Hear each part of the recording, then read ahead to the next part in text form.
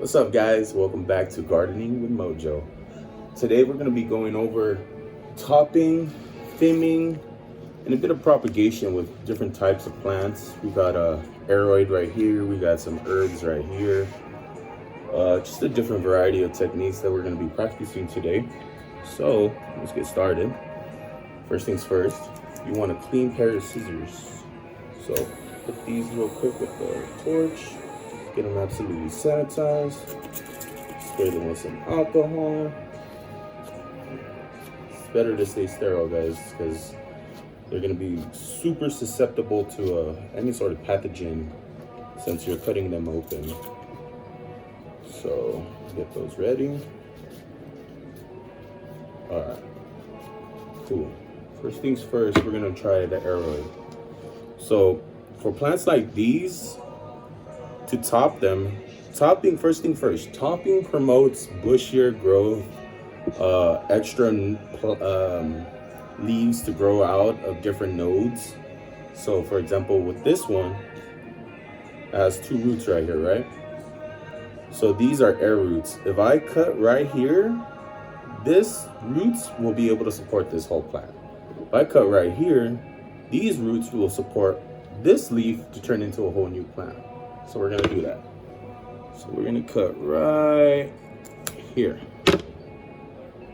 So this is gonna create a whole new plant. You just let that dry out. You could put cinnamon on there, let it dry out for a few hours.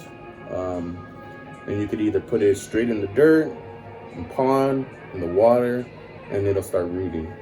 So that's one cutting. Let's make another cutting. Right here. There we go. Perfect.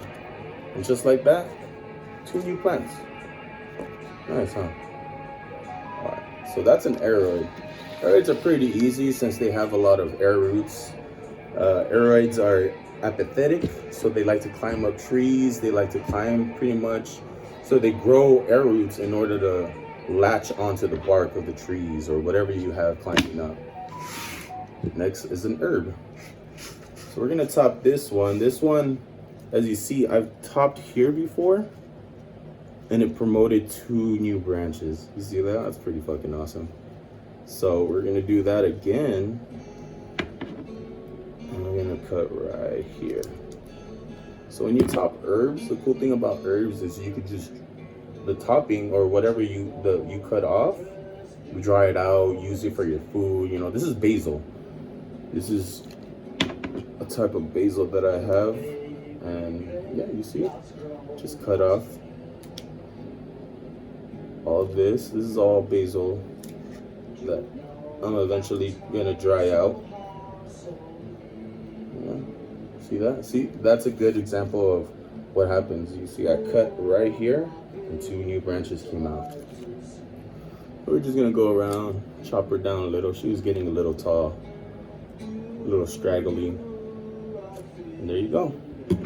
That should hopefully promote more bushiness. Next, we're gonna go through with these three experiments. So I have these three herbs in different pots. So I have, this is a little experiment I'm doing.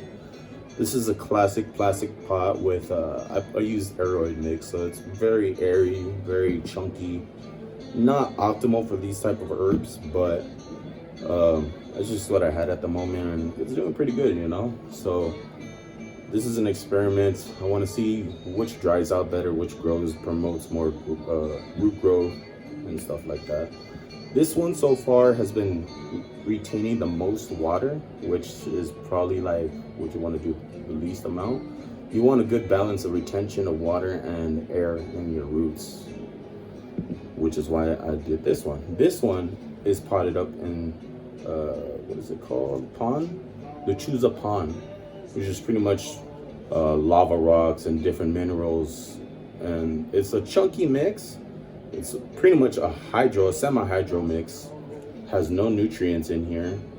But this, because of the size of the granules, promotes amazing root growth. And since you do have to water this a lot more, it's pretty much grows hydroponically, which it grows a lot faster and a lot healthier. I mean, as you can see, a lot of new growth is popping out between the nodes and stuff like that. And this one, even if you have it, this is why this media is really amazing. Even if you have it drenched, I mean, what I do to feed it is I fill this whole little, oh my bad, this little tray up and just leave it in there. This media holds enough air in it to not drown the roots. That's why I love this. And this one is terracotta. This one wicks a lot of the water that's left over in the soil out. So it's awesome because you could also, it also wicks it inward by bottom watering it. So what I would do is the same thing with this one. Or get a little tray like this, fill it up with water, and the water will wick up from the bottom up, which helps deter overwatering, I guess you could say, because it's literally sucking up what it needs instead of you giving it everything that you think it needs. It sucks up what it needs only, and then you just get rid of the water, and she's healthy. She drank all the water she needs to survive, and yeah. So with these, we're gonna be practicing topping and FIMming. FIMming is short for fuck I missed. So what it is it's pretty much topping, but instead of coming down to the node, you cut right there, it's gonna be kind of a dirty cut because you gotta cut it right where the new buds come out. What FIMming does is it could promote, if you do it right, it could promote 4 to 3 different new growths coming out the top with additional side branching growing out. That's if you do it right. Topping, you just, it'll probably grow out 2 new branches and then also promote side growth. So we're gonna top this one. And top this one,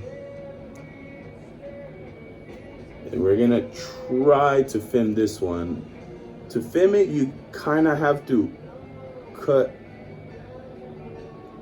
right in the middle of it. You don't cut below the node, you cut at the node, as I guess you could say, and that should promote like much more branching from the top instead of just regular topping. And yeah. That's just today's lesson. So thanks for tuning in. Next lesson, probably do a repot with me. So take care, guys. Comment down below any information you guys would want me to go over, any tips and stuff. Just comment it down below and I'll make sure to make a video about it. Thanks.